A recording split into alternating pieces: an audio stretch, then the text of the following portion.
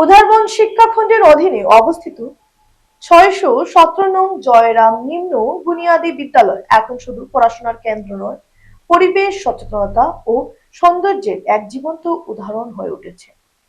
School প্রাঙ্গণে ফুটে ওঠা রঙিন ফুলের বাগান, তাজা শাকসবজির ক্ষেত এবং বিভিন্ন ঔষধি গাছের সমাহার দেখে মুগ্ধ হচ্ছেন সকলে। প্রধান শিক্ষকের সঙ্গে কথা বলে জানা গেছে, এই অসাধারণ উদ্যোগের মূল কারিগর স্কুল পরিচালনা কমিটির সভাপতি মিঠু ভট্টাচার্য। তার নেতৃত্বে ও স্কুলের ছাত্রছাত্রীদের নিয়মিত পরিচর্যায় বাগানগুলো এত সুন্দর ও উৎপাদনশীল হয়ে উঠেছে।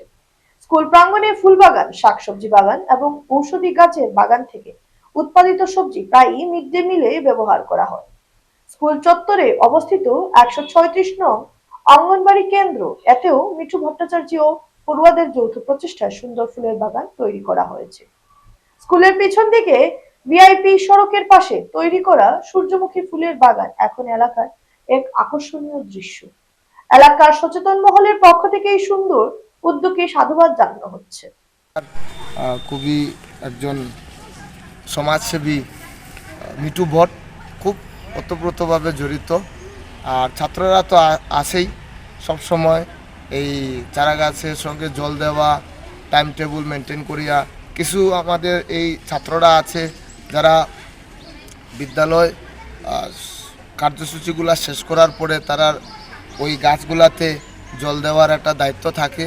তোর সঙ্গে এলাকার যে ছাত্ররা আছে তাদেরকে নিয়ে বিদ্যালয়ের কার্যসূচি শেষ হওয়ার পর বিকালবেলা ওদেরকে উনি নিয়ে আবার এইগুলা ওই গাছের গুড়ি পরিষ্কার করা, গাছে জল দেওয়া, বিভিন্ন ধরনের এইগুলা পদক্ষেপ সবসময় নেন। সবের সাহায্যে আজকে আমরা এই বর্তমানে এই অবস্থায় আছি।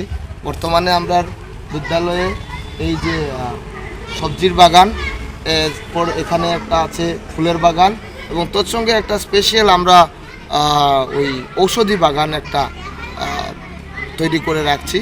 চেষ্টা করছি আগামীতে যাতে আরও সুবিধা হয়, যাতে ওই আমাদের যে লোকাল যেগুলো ঔষধ, বন ঔষধি আছে ওইগুলার নাম জানে বাচ্চারা।